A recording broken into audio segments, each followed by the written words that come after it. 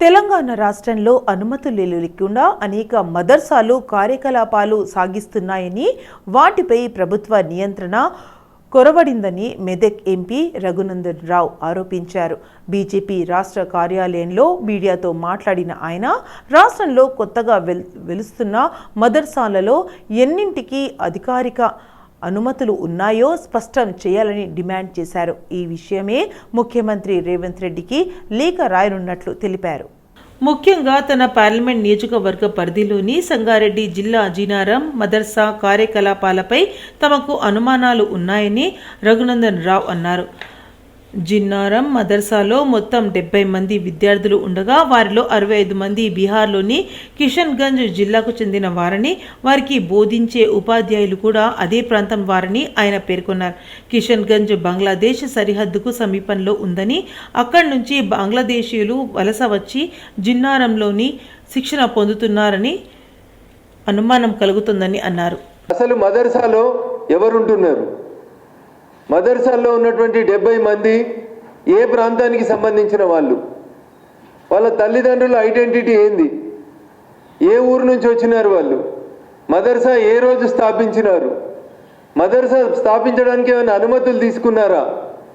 మదర్సాలో తెలంగాణ వాళ్ళు, జిన్నారం వాళ్ళు, మెదకోళ్ళు, మా బొల్లారం వాళ్ళు ఎవరైనా పిల్లలు ఉన్నారా? అసలు ఈ మదర్సా ఎవరి కోసం కట్టిండ్రు? ఏ దేశస్తుల కోసం కట్టిండ్రు? అట్లీస్ట్ తెలంగాణ వాళ్ళు కాకపోతే, మా మెదకోళ్ళు కాకపోతే హైదరాబాద్ వాళ్ళు కాకపోతే ఇంకెవరైనా పక్కూరు వాళ్ళు వచ్చిర్రా అనేది చూస్తే, పోలీసులకి నేను కేటగారికల్గా డీజీపీ గారికి చాలా స్పష్టంగా చెప్పడం జరిగింది. వీళ్ళంతా బయట దేశస్తులు, వీళ్ళ ఐడెంటిటీ మీద ఒక ఎంక్వైరీ జరపాలి. అసలు ఆ మదర్సాలు నా మెదక్ పార్లమెంట్ పరిధిలో ఉన్న జిన్నారం మండలంలోనే ఇంకోటి శివానగర్లో ఒక మదర్సా ఉంది. సంగారెడ్డి నుంచి సదాశివపేట పోతే హైవే మీద ఒక మదర్సా ఉంది. వీటన్నింటి లోపల జరుగుతున్నటువంటి కార్యకలాపాల మీద నాకు అనుమానం ఉంది. మొత్తం మెదక్ పార్లమెంటే కాకుండా ఈ రాష్ట్రంలో ఉన్న మదర్సాలు ఎన్ని, అనుమతులు ఎన్ని, అందులో ఉంటున్న వాళ్ళు ఏ దేశం, ఏ రాష్ట్రం వాళ్ళు, వాళ్ళ ఐడెంటిటీని ఒకసారి చెక్ చేయాలని నేను రాష్ట్ర డీజీపీ గారికి చెప్పినాను.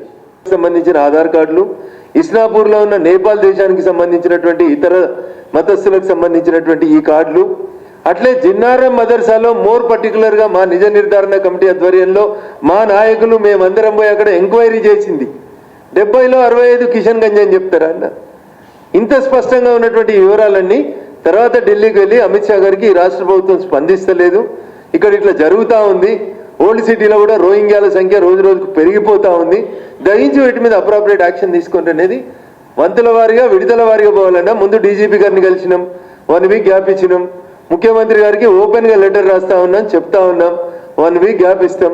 తర్వాత గౌరవ హోంమంత్రిత్వ శాఖ గారి దృష్టికి, అమిత్ షా గారి దృష్టికి తప్పకుండా తీసుకెళ్తాం. I'm tagging this video to the honourable chief minister of Telangana also. ఇది రఘునందన్ రావు సొంత కవిత్వంతో చేయలేదు.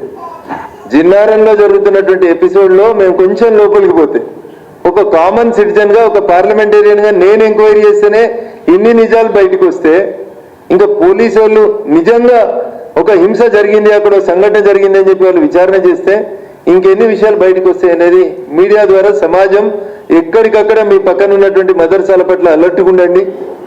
కిషన్గంజ్ అని చెప్తే నాకు బాధ అనిపించింది. కిషన్గంజ్లో ఏం జరుగుతుందో చూస్తే చాలా ఇబ్బందికరంగా కనబడతా ఉంది. కాబట్టి ఈ రాష్ట్ర ప్రజల్ని చైతన్యవంతం చేసే దిశగా ఈ రకమైనటువంటి ఒక సమావేశాన్ని పెట్టి ముఖ్యమంత్రి గారి దృష్టికి వీటిని తీసుకెళ్లాలనుకోవడం జరిగింది. కేంద్ర ప్రభుత్వం జనగణనలో కులగణన చేయాలని నిర్ణయించడం చారిత్రాత్మకమని బీసీ సంక్షేమ సంఘం జాతీయ అధ్యక్షుడు, రాజ్యసభ సభ్యుడు ఆర్ కృష్ణయ్య అన్నారు. జాతీయ బీసీ సంక్షేమ సంఘం ఉపాధ్యక్షుడు గుజ్జు సత్యం ఆధ్వర్యంలో బషీర్బాగ్ ప్రెస్ క్లబ్లో ఏర్పాటు చేసిన సమావేశంలో ముఖ్య అతిథిగా కృష్ణయ్య పాల్గొన్నారు.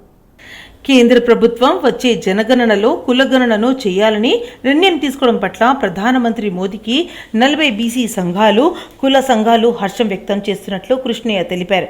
బీసీ సంఘాల, బీసీ ప్రజల మనోభావాలను ప్రధానమంత్రి నరేంద్ర మోదీ గుర్తించి ఈ నిర్ణయం తీసుకోవడంపై కృతజ్ఞతలు తెలిపారు. 75 కోట్లకు పైగా ఉన్న బీసీ వర్గాల చిరకాల డిమాండ్ను కేంద్రం గౌరవించినట్లుగా ఆయన పేర్కొన్నారు. 1931లో బ్రిటిష్ ప్రభుత్వం తీసిన లెక్కల తర్వాత నరేంద్ర మోదీ ప్రభుత్వం సాహసేపోతా నిర్ణయం తీసుకుందని ప్రశంసించారు. మోడీ గారు వచ్చిన తర్వాత కూడా చాలా ధర్నాలు చేశాం. బీజేపీ పార్టీకి విజ్ఞప్తులు చేశాం. అందరూ మూడు లేదు పార్టీకి చేయరనుకున్నాడు. మొన్న నేను అమిత్ షాని గమనిందంటే మా అమిత్ షా కలిసి కొన్ని ఎత్తుగడలతో మాట్లాడాను. మన చెప్పొద్దు బయట యూస్ చెప్పలేను, కానీ ఆయనను కన్విన్స్ చేసిన మాటలు చెప్పండి కన్విన్స్ అయ్యిండు. తప్పనిసరిగా మనకు రిజల్ట్ కనిపిస్తుంది మీ అందరికీ. కాబట్టి జనాభా లెక్కలు కులగణన తీయాలని చెప్పడము బీసీల మొదటి విజయం. ఇది అత్యంత చరిత్రాత్మకమైనటువంటి విజయం, మామూలు విజయం కాదు. ఇది గతంలో అనేక సార్లు Indira Gandhi period, Rahul Gandhi period, Rajiv Gandhi period, ప్రతి ఒక్కరి పీరియడ్ చర్చ జరిగింది, పోరాటాలు జరిగినాయి. చరణ్ సింగ్ చేసిండు, మొరార్ దేశాయ్, అనేక మంది మహాత్ములు, లల్లు, మలాన్ సింగ్ యాదవ్, శరద్ యాదవ్, అనేక మంది మహానుభావులు, యోధానయులైనటువంటి వాళ్ళందరూ పోరాడితే గాంధీ ఒక చిన్న టెక్నిక్ స్ట్రాటజీ తోటి చాలా మంది అన్ని పార్టీలు ఇచ్చి అన్నగారు నీకు టికెట్ ఇస్తామని చెప్పినట్టుగానే బీజేపీ పార్టీ కూడా నా మీద ప్రేమతోటి గౌరవించి రాజ్యసభ ఇచ్చిందని స్వీకరించారు. చాలా మంది కొందరు బాధపడ్డారు, కొందరు తప్పనిసరి అన్న పోతున్నారు కాబట్టి బీసీలకు మంచి రోజులు వస్తాయనుకున్నారు. ఇప్పుడు వచ్చిన మంచి రోజులే కాదు, ఇంకా మంచి రోజులు వచ్చేటట్టు చేస్తారని చెప్పి మీ అందరికీ ఈ పదవిని బీసీలకే అంకితం. మంత్రి తుమ్మల పంట వ్యర్థాలను తగలబెట్టడంతో నేల ఆరోగ్యం క్షీణించడమే కాకుండా పంటల ఆరోగ్యం కూడా దెబ్బతింటుందని వ్యవసాయ శాఖ మంత్రి తుమ్మల నాగేశ్వరరావు పేర్కొన్నారు. ఎరువులు, పురుగుల మందుల వాడడం పెరుగుతున్న నేపథ్యంలో వాటిని తగ్గించడంతో పాటు పంట వ్యర్థాలు నుంచి బయోగ్యాస్ ఉత్పత్తి చేయడం ద్వారా సహజ వనరుల పరిరక్షణ జరుగుతుందని వివరించారు. ఉపాధి అవకాశాలు పెరగడంతో పాటు రైతుల వంట వ్యర్థాలు నుంచి ఆదాయం పొందవచ్చని తెలిపారు. హైదరాబాద్లో బుధవారం దక్షిణాఫ్రికాకు చెందిన బయోవేస్ట్ ఎనర్జీ సంస్థ, రాష్ట్రానికి చెందిన స్పాన్టెక్ ఇంజనీర్స్, ఎకోమాక్స్ ఎనర్జీ సంస్థల మధ్య పంట వ్యర్థాలు నుంచి బయోగ్యాస్ ఉత్పత్తి చేసే ప్రాజెక్టుపై ఒప్పందం జరిగింది. కార్యక్రమంలో మంత్రి తుమ్మల నాగేశ్వరరావు, దక్షిణాఫ్రికా కాన్సులేట్ జనరల్ గిడెన్ లిబెన్ ముఖ్య అతిథులుగా పాల్గొన్నారు. ఈ సందర్భంగా తుమ్మల మాట్లాడుతూ పంట వ్యర్థాలతో బయోగ్యాస్ ఉత్పత్తి చేసే ప్లాంట్ల ఏర్పాటుకు ముందుకొచ్చే కంపెనీలకు రాష్ట్ర ప్రభుత్వం సహకరిస్తుందని చెప్పారు. సుమారు 1500 కోట్ల వ్యయంతో 20 బయోగ్యాస్ ప్లాంట్లను నిర్మాణానికి కంపెనీలు ఒప్పందం కుదుర్చుకున్నట్లు వెల్లడించారు. ఇటువంటి వస్తేనే మన భూమి రక్షించబడుతుంది, భూమి వల్ల మన రైతు బతుకుతాడు, రైతు వల్ల ఈ సహజ వనరులు ఏదైతే ఉన్నాయో అవన్నీ కూడా కొరత ఏర్పడుతున్నాయి. ఆయిల్ దొరకట్లేదు, గ్యాస్ దొరకట్లేదు. ప్రకృతి మీద ఆధారపడాల్సినటువంటి ఇటువంటి వాటిని మనం తయారు చేసుకుంటే మన సమాజానికి మేలు అవుతుంది, తద్వారా మన రైతుని నిలబెట్టిన వాళ్ళం అవుతాం. ఈ ఇన్నోవేషన్ వల్ల స్థానికంగా కొంతమందికి ఉద్యోగాలు రావచ్చు, దానివల్ల కొంతమంది జీవితాలు కూడా మెరుగుపడే అవకాశం ఉంది. ఇటువంటి ఇన్నోవేషన్కి పూనుకున్నటువంటి రుత్విక్రావు గారికి ప్రత్యేకంగా నా అభినందనలు తెలియజేస్తూ, ప్రభుత్వ పరంగా సౌత్ ఆఫ్రికా, అదేవిధంగా ఇప్పుడు ఇండియా కొలాబరేషన్ తోటి చేసుకున్నటువంటి ఒప్పందాలకి తెలంగాణ ప్రభుత్వ పరంగా ఏ సహాయ సహకారాలు కావాలన్నా మా వ్యవసాయ శాఖ మీకు అందుబాటులో ఉండటమే కాకుండా రఘునందన్ గారు మీకు కావలసినటువంటి అన్ని సహాయ సహకారాలు అందిస్తారని చెప్పి ఈ సందర్భంగా విజ్ఞప్తి చేస్తూ, ఈ కార్యక్రమానికి నాకు తప్పకుండా రావాలని చెప్పి భానుగారి యొక్క ఆదేశం మేరకి ఈ అవకాశం కల్పించిన మీ అందరికీ పెద్దలు విద్యాసాగర్ రావు గారికి ధన్యవాదాలు తెలియజేస్తూ, to celebrate a joint venture between ourselves and Spantic. In very brief, BioVest is a biogas technology company that's developed a third generation technology that converts biomaterial as agricultural waste, straw, leftovers or Napier grass into very high quality biogas. And Spantic is a company that specializes in cleaning biogas into a usable high quality CBG that you can use as alternative for fuels. We are happy to announce joint venture collaboration between BioWest and Spantec Engineers. BioWest oka technology based company South Africa lo. They have done extensive research to enhance the production of biogas, and వాళ్ళ చాలా innovative methods ఉన్నాయి దాంట్లో. ఆ innovation methods లో మన traditional గా ఉన్న ఏదైతే డైజెస్టర్స్, సివిల్ కన్స్ట్రక్షన్ అన్ని చేసేవన్నీ దాన్ని ట్రాన్స్ఫార్మ్ చేసి బయో రియాక్టర్స్ లోకి కన్వర్ట్ చేసి మన ఏదైతే project time lines 18 months to 24 months ఉండవలసింది దాన్ని షార్టన్ చేసి 4 to 6 months లో ఎగ్జిక్యూట్ చేయగలుగుతాం. శ్రీనగర్ కాలనీలోని శ్రీ సత్యసాయి నిగమాగమంలో ఏర్పాటైన జాతీయ చేనేత వస్త్ర ప్రదర్శన miss and Mrs strong and beautiful Mrs classic విజేత అనిత గెహ్లాట్ ప్రారంభించారు. ఈ సందర్భంగా ఆమె ఇక్కడి హాల్లో కొలువుతీరిన చేనేతకారుల వస్త్రోత్పత్తులను ఆమె తిలకిస్తూ చేనేత కారులతో వాటి తయారీ విధానం, ప్రత్యేకత తెలుసుకుంటూ కలవడిగా తిరిగారు. భారతీయ సంస్కృతిలో పట్టు, హ్యాండ్లూమ్ వస్త్ర ఉత్పత్తులకు ఎంతో ప్రత్యేకత ఉందని అనిత గెహ్లాట్ అన్నారు. ఈ ఉత్పత్తులకు నేటికి వన్నె తగ్గలేదని, నేటి తరం యువత కూడా హ్యాండ్లూమ్ ఉత్పత్తులను ఎంతో ఆదరిస్తున్నారన్నారు. నిర్వాహకులు జయేష్ గుప్తా మాట్లాడుతూ ఈ నెల 6వ తేదీ వరకు కొనసాగుతున్న ప్రదర్శనలో దేశంలోని 14 రాష్ట్రాల నుండి చేనేతకారులు, చేతి పని బృందాలు తమ సిల్క్, హ్యాండ్లూమ్ చీరలు, డ్రెస్ మెటీరియల్ వంటి 75,000 రకాల వస్త్రోత్పత్తులను అందుబాటులో ఉంచారని వివరించారు. మేనేజర్ దీనికి నేషనల్ సిల్క్ వర్క్స్ అనే ఎగ్జిబిషన్కి మేనేజరు. దీనికి గ్రామీణ హస్తకళా వికాస్ సమితి అనే పేరుతో ఒక సొసైటీ స్టార్ట్ చేసినాము. దీనికి వచ్చేసి గుప్తా గారు అని ఆయన secretary. Government development commissioner of handicrafts ఉండే వీవర్స్కి ఒక ఐడెంటిటీ కార్డు ఇస్తారు central government. Weavers all over India weavers అందరూ కలుసుకొని ఒక సొసైటీ స్టార్ట్ చేసాం.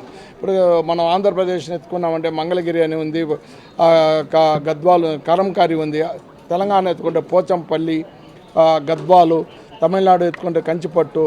ఇప్పుడు చూడండి, ఇప్పుడు ఇవన్నీ డ్రెస్సులు, సూట్స్. ఈ పక్క వచ్చేసి పోచంపల్లి అతను, తెలంగాణ అతను పోచంపల్లి శారీస్ అనేసి, వెనకాల వచ్చేసి సిరిజ హ్యాండ్లూమ్, ఇది కలకత్తా వెస్ట్ బెంగాల్ అంటే బొటేక్ అని, ట్రస్సర్ అని, కలకత్తాలో అయితే శాంతినికేతన్ శారీస్ అని చాలా వెరైటీస్ అక్కడ తయారవుతాయి.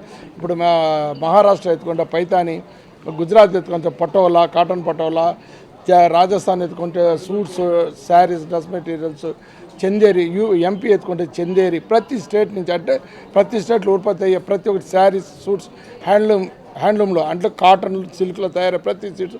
ఇప్పుడు మనకు మ్యారేజ్ సీజన్ ఇప్పుడు స్టార్ట్ అయింది కాబట్టి హైదరాబాద్లో ఇంకా పిల్లలకి సెలవులు అన్నీ వచ్చి జాతరల సీజన్ స్టార్ట్ అయింది కాబట్టి హైదరాబాద్ నివాసులు అందరూ వచ్చి సత్యసాయి నిగంలో ఈరోజు స్టార్ట్ అయింది 1 నుంచి 6 వరకు, మే 1 నుంచి 6 వరకు, మార్నింగ్ 11 AM to 8 PM. ప్రతి ఒక్కరూ వచ్చేసి గవర్నమెంట్ ఎన్నో రకాలుగా సర్వీస్ చేస్తున్న ఆర్టిజన్స్కి ఇది రుణాలు ఇస్తూ ఎన్నెన్నో చేస్తుంది. ఇది నాన్ ప్రాఫిటబుల్ ఎగ్జిబిషన్ పెడుతున్నాం. అందరం కలిసి ఉమ్మడిగా ఒక ఐడెంటిటీ కార్డు, ఒక సొసైటీ స్టార్ట్ చేసుకొని ఈ ఎగ్జిబిషన్ హైదరాబాద్లో పెడుతున్నాం. అందువల్ల హైదరాబాద్ నివాసులు అందరూ వచ్చి మమ్మల్ని మా దగ్గర పర్చేజ్ చేసి మమ్మల్ని జయప్రదం చేసి ఇళ్ళకి పంపించాల్సిందిగా కోరుతున్నాను. చాలా థ్యాంక్స్ సార్. ఓకే. కేంద్ర ప్రభుత్వం జనగణనలో కులగణన చేస్తామని ప్రకటించాలని all India OBC student association నాయకులు హర్షం వ్యక్తం చేశారు. ఈ మేరకు కేంద్ర ప్రభుత్వం నిర్ణయం పట్ల సంతోషం వ్యక్తం చేస్తూ all India OBC student association ఆధ్వర్యంలో ఉస్మానియా యూనివర్సిటీలోని ఆర్ట్స్ కళాశాల వద్ద బాణసంచా కాల్చి స్వీట్లు పంచుకొని సంబరాలు జరుపుకున్నారు. కార్యక్రమానికి national BC intellectual forum chairman ఆల్ Ramakrishna, AIOBC SA national president Kiran Kumar, BC Azadi JAC chairman Battula Siddeshwar ముఖ్య అతిథిగా హాజరయ్యి మాట్లాడారు. 94 సంవత్సరాల తర్వాత జనగణనలో కులగణన చేస్తామని కేంద్ర ప్రభుత్వం ప్రకటించడం సంతోషంగా ఉందన్నారు. కేంద్ర ప్రభుత్వం కులగణన చేస్తామని ప్రకటించడాన్ని all India OBC student association స్వాగతిస్తుందని అన్నారు. ఇండియా కూటమి ఒత్తిడి, బీసీ సంఘాల ఒత్తిడితో కేంద్ర ప్రభుత్వం కులగణన చేస్తామని ప్రకటించిందని తెలిపారు. కులగణన విషయంలో అసోసియేషన్ ఓయూ ఆర్ట్స్ కళాశాల వేదికగా 1,00,000 పోస్ట్ కార్డులను ప్రధానమంత్రికి రాసి 10 లక్షల ట్వీట్లు చేశామని గుర్తు చేశారు. కులగణన చేయాలని గత కొన్ని ఏళ్లుగా ఎన్నో ధర్నా కార్యక్రమాలు చేపట్టామని అన్నారు. ఒత్తిడితో అంటే ఇండియా కూటమి ఒత్తిడి, అలాగే సంఘాలు, వివిధ బీసీ సంఘాలు, విద్యార్థి సంఘాలు ఒత్తిడితో ఈరోజు దేశవ్యాప్తంగా కులగణన చేస్తామని చెప్పడం మేమందరూ స్వాగతిస్తున్నాం. All India OBC students association, ముఖ్యంగా all India OBC students association ఇదే వేదికగా, ఆర్ట్స్ కాలేజ్ వేదికగా 1,00,000 పోస్ట్ కార్డ్స్ ప్రధానమంత్రికి రాయడం జరిగింది. 10 లక్షల ట్వీట్స్ చేయడం జరిగింది. ఇక్కడే చాలాసార్లు ఇక్కడ సెమినార్స్ చేశాము. ఇక్కడ యోగేంద్ర యాదవ్ లాంటి వాళ్ళ చేత సెమినార్స్ చేశాము. అలాగే ధర్నాలు చేశాము. నేషనల్ లెవెల్లో ఢిల్లీలో ధర్నాలు చేశాము. కులగణన చెయ్యాలి, రిజర్వేషన్ శాతాన్ని, బీసీల రిజర్వేషన్ శాతం ఎంత ఉందో దాన్ని కనీసం 52% పెంచాలి. అలాగే 50% సీలింగ్ ఏదైతే ఉందో దాన్ని వెంటనే తీసివేయాలి అన్న డిమాండ్ కూడా ఉంది. వెంటనే కేంద్ర ప్రభుత్వం కులగణన చేసి రిజర్వేషన్లు పెంచి 50% సీలింగ్ ని తీసివేయాలనేసి all India OBC students association demand చేస్తుంది. అలాగే స్టేట్ గవర్నమెంట్ 42% రిజర్వేషన్ ఇంప్లిమెంట్ చేసి తర్వాతనే రిక్రూట్మెంట్స్, అడ్మిషన్స్ కి ఇక్కడ ఇవ్వాలనేసి కూడా మేము డిమాండ్ చేస్తున్నాం. ప్రస్తుతానికి ఈ డిసిషన్ ఏదైతే ఉందో, కేంద్ర ప్రభుత్వం డిసిషన్ ఏదైతే ఉందో, కులగణన దేశవ్యాప్తంగా కులగణన చేస్తామన్న దాన్ని మేము స్వాగతిస్తాం. ధాన్యం కొనుగోలు కేంద్రాలను రైతులు సద్వినియోగం చేసుకోవాలని మల్కాజ్గిరి ఎంపీ ఈటెల రాజేంద్ర, మేడ్చల్ ఎమ్మెల్యే చామకూర మల్లారెడ్డిలు సూచించారు. 3 చింతలపల్లి మండలం లక్ష్మాపూర్, కేశవరం, జంగంగూడ గ్రామాల్లో ఏర్పాటు చేసిన వరి ధాన్యం కొనుగోలు కేంద్రాన్ని ఎంపీ ఈటెల రాజేంద్ర, ఎమ్మెల్యే చామకూర మల్లారెడ్డిలు ప్రారంభించారు. రైతాంగం పండించిన ప్రతి గింజను సొసైటీలోనే అమ్మాలని రైతులకు ఎంపీ ఈటెల రాజేంద్ర సూచించారు. రైతులు దళారులను నమ్మి మోసపోకుండా సొసైటీ కేంద్రాల్లో ఏర్పాటు చేసిన ధాన్యం కొనుగోలు కేంద్రాల్లో వరి ధాన్యాన్ని అమ్మాలన్నారు. రైతులు పండించిన ప్రతి గింజను కొనసాలనే ఉద్దేశంతో స్థానిక ఎమ్మెల్యే మల్లారెడ్డితో కలిసి కొనుగోలు కేంద్రంను ప్రారంభించడం సంతోషంగా ఉందన్నారు. ఈ కార్యక్రమంలో Medchal market committee chairman Narasimhulu Yadav, DCMS vice chairman, Shamirpet society chairman Madhukar Reddy, Shamirpet society vice chairman Ailayya Yadav, నాయకులు తదితరులు పాల్గొన్నారు. సొసైటీ ఆధ్వర్యంలో ఈరోజు 3 చింతలపల్లి కావచ్చు, జగన్గూడ కావచ్చు, రైతాంగానికి ప్రతి పండించిన గింజను కొనాలనేటువంటి సంకల్పంలో భాగంగా ఎమ్మెల్యే మల్లారెడ్డి గారు, నరసింహ యాదవ్ గారు, మధుకర్ గారు ఈ నాయకుల నాయకత్వంలో కొనుగోలు సెంటర్గా ఓపెన్ చేయడం జరిగింది. రైతాంగానికి వినమ్రంగా చేసే విజ్ఞప్తి లోకల్ దగ్గరికి పోకుండా తప్పకుండా సొసైటీ పెట్టినటువంటి సెంటర్లోనే వడ్లు అమ్ముకోవాలని చెప్పి వినమ్రంగా విజ్ఞప్తి చేస్తారు. Hyderabad Hyderguda old MLA quarters ఎదురుగా ఉన్న గల్లీలోని తెలంగాణ రాష్ట్ర మున్సిపల్ ఛాంబర్స్లో విద్యుత్ ఘాతం భారీ నష్టం జరిగింది. సుమారు ₹1 కోటి నష్టం జరిగినట్లు ఛాంబర్స్ చైర్మన్ వెన్ రెడ్డిరాజు తెలిపారు. అగ్నిమాపక యంత్రాలు రావడంతో అదుపులోకి తెచ్చిన మంటలు ఉమ్మడి ఆంధ్రప్రదేశ్లో చైర్మన్లు తమ సొంత నిధులతో సమకరించి ఈ స్థలాన్ని సేకరించి భవన నిర్మాణానికి పూర్తి చేశారు. గత 50 సంవత్సరాలుగా పురపాలక సంఘాలని పాలన సమర్థవంతంగా చేశారని, మెరుగైన పాలనతో పాటు వివిధ సమస్యల పరిష్కారంలో ముందస్తుగా ఉండి ప్రభుత్వానికి పలు సూచనలు ఇస్తూ అనుసంధానంగా ఉంటూ పనిచేశామంటూ తెలిపారు. జరిగిన నష్టం ప్రభుత్వం అంచనా వేసి దాదాపు ₹1 కోటి నష్టం జరిగిందని, ఆ నిధులను విడుదల చేసి ఆధునీకరణ చేయాలని విజ్ఞప్తి చేశారు. రాష్ట్ర ముఖ్యమంత్రి రేవంత్ రెడ్డి, కోమటిరెడ్డి వెంకటరెడ్డిలకు విజ్ఞప్తి చేశారు.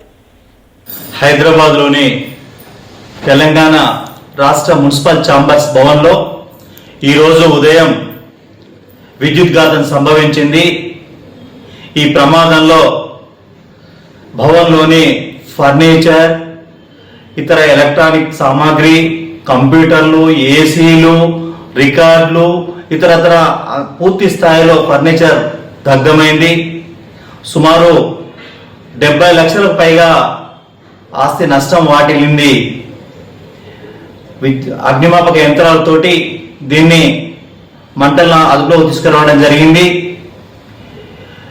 ఉమ్మడి ఆంధ్రప్రదేశ్ రాష్ట్రంలో చైర్మన్లు సొంత నిధులతోటి సమీకరించి స్థలాన్ని కొనుగోలు చేసి భవనాన్ని నిర్మించుకోవడం జరిగింది.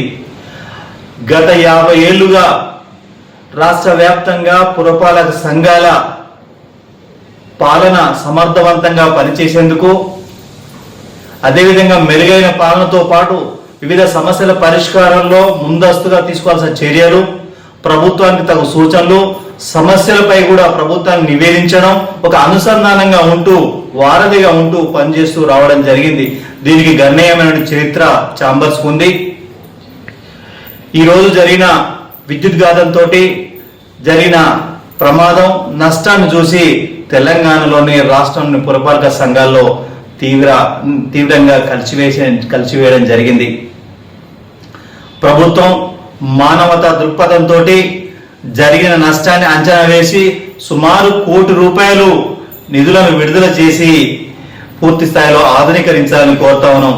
గౌరవ రాష్ట్ర ముఖ్యమంత్రి వర్యులు రేవంత్ రెడ్డి గారు, గౌరవ R&D శాఖ మంత్రులు కోమటిరెడ్డి వెంకరెడ్డి గారు ఒక మానవీయ కోణంలో సంఘ పటిష్టతో పాటు ఛాంబర్ కోసం ఈ మేరకు ₹1 నిధులు మంజూరు చేయాలని మనస్ఫూర్తిగా మిమ్మల్ని వేడుకుంటా ఉన్నాను. పేద ప్రజలకు సన్న బియ్యంతో కడుపు నింపాలని ఆశయం ఉన్న ముఖ్యమంత్రి రేవంత్ రెడ్డికే ఈ ఘనత దక్కిందని టీపీసీసీ కార్యదర్శి అరవింద్ కుమార్ యాదవ్ అన్నారు. స్థానిక సంస్థల ఎమ్మెల్సీ ఎన్నికల నేపథ్యంలో హైదరాబాద్లో వాయిదా పడిన సన్న బియ్యం పంపిణీ కార్యక్రమాన్ని ఆయన జవహర్ నగర్లోని 617 రేషన్ షాప్లో రేషన్ కార్డుదారులకు సన్న బియ్యం పంపిణీ చేశారు. పేదల పక్షపాతి కాంగ్రెస్ పార్టీ అని సన్న బియ్యంతో రుజువైందని ఆయన తెలిపారు.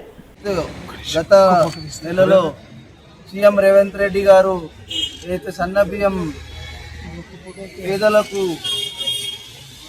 ఇవ్వాలని ఏదైతే నిర్ణయం తీసుకున్నారో క్యాబినెట్ అప్రూవల్ చేసి గత ఉగాది రోజు నుంచి స్టార్ట్ చేసి ఎన్నికల కోడ్ ఉన్నందువల్ల సిటీలో ఉన్న పేద ప్రజలకు అందుబాటులో లేకుండే ఎలక్షన్ కోడ్ ఉన్నందు వరకు మరి నిన్న కోడ్ అయిపోయినందుకు నిన్నటి నుంచి సిటీలో సప్లై అంతా స్టార్ట్ చేయడం జరిగింది.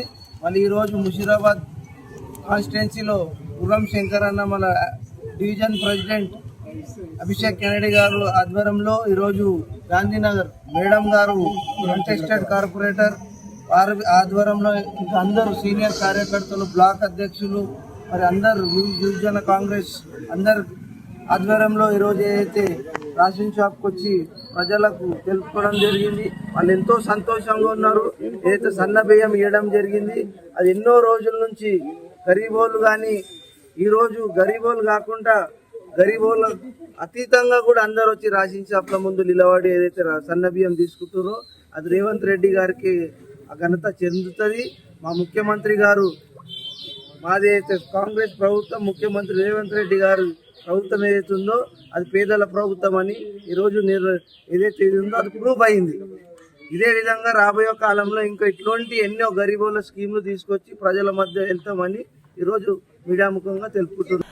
భువనగిరిలో 154 ఎకరాల భూమిని కబ్జా చేసిన నయీం భార్య, ఆమె అనుచరులు 1993లోనే లేఅవుట్లో ప్లాట్లు కొనుగోలు చేసిన బాధితులు 400 మంది బాధితులు 500 ప్లాట్లు కొనుగోలు చేశారు.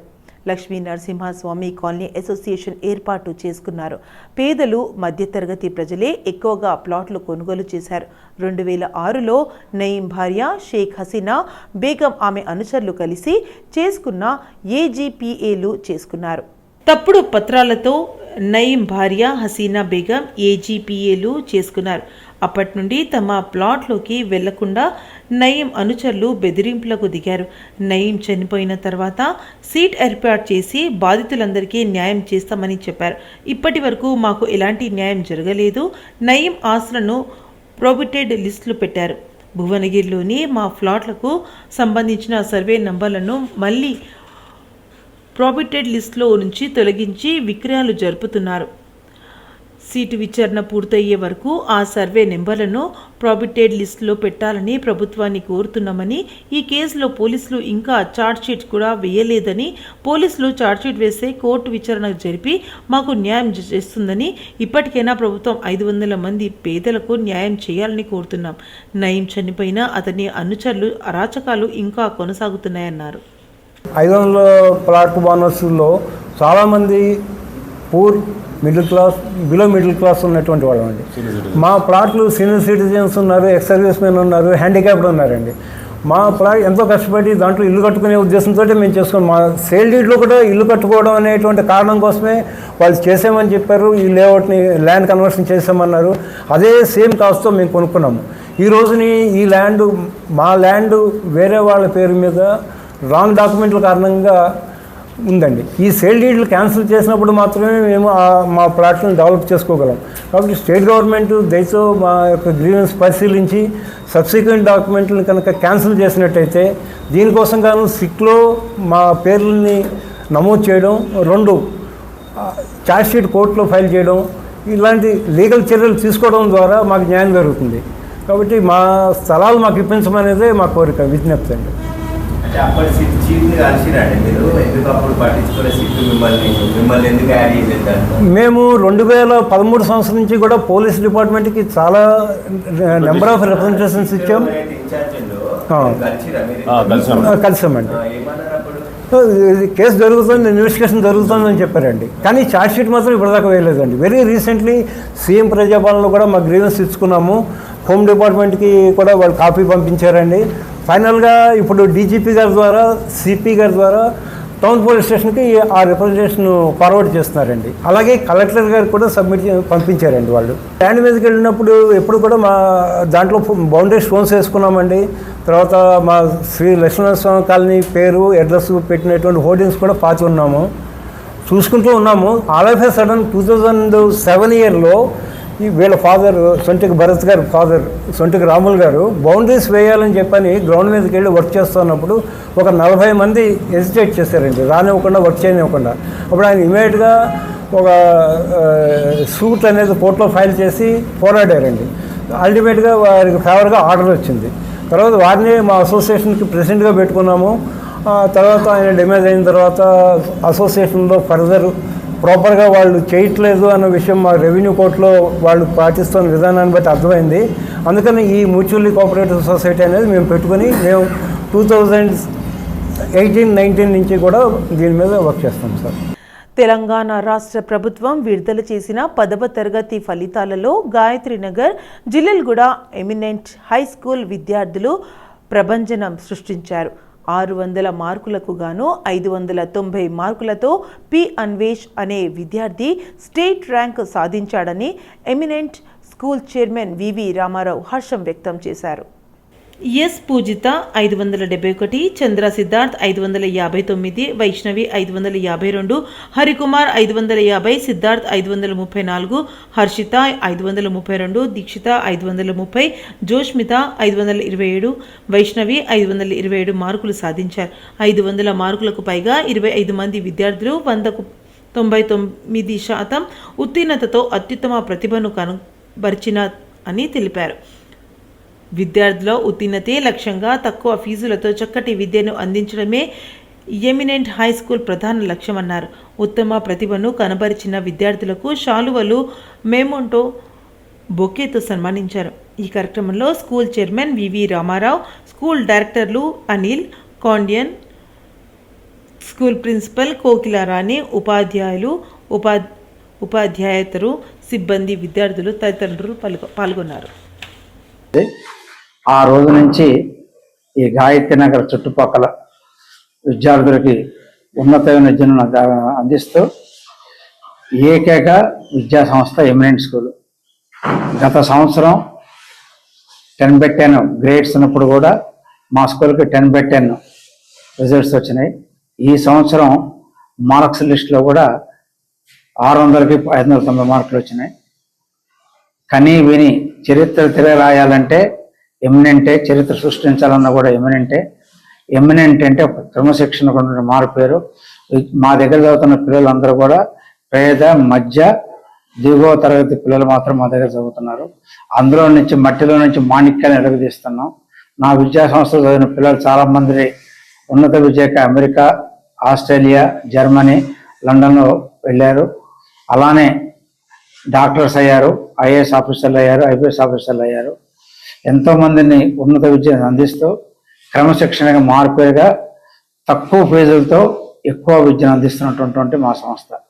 దీనికి ప్రధాన కారణం మా ప్రిన్సిపాల్ కోకిలారాణి, మా ఉపాధ్యాయులు మరియు మమ్మల్ని ఎన్నంటే ప్రోత్సహిస్తున్నటువంటి మా తల్లిదండ్రులు, మళ్ళీ మా విద్యార్థులు. ఈ సంవత్సరంలో 600కి 509 మార్కులు సాధించినటువంటి రాష్ట్ర ర్యాంకు సాధించినటువంటి మా విద్యార్థి అన్వేష్ ఫస్ట్ ర్యాంక్ సాధించాడు. పూజిత సెకండ్ ర్యాంక్ సాధించింది. 3వ ర్యాంకు చంద్రసిద్ధార్థ సాధించాడు. ఇట్లా 4వ ర్యాంకు ఎల్ వైష్ణవి, 5 సిద్ధార్థ సాధించారు. అండ్ అశ్రిత అనే అమ్మాయి కూడా మంచి మార్క్స్తో 500కి అబోవ్ మా స్కూల్లో 60 మందికి 25 మందికి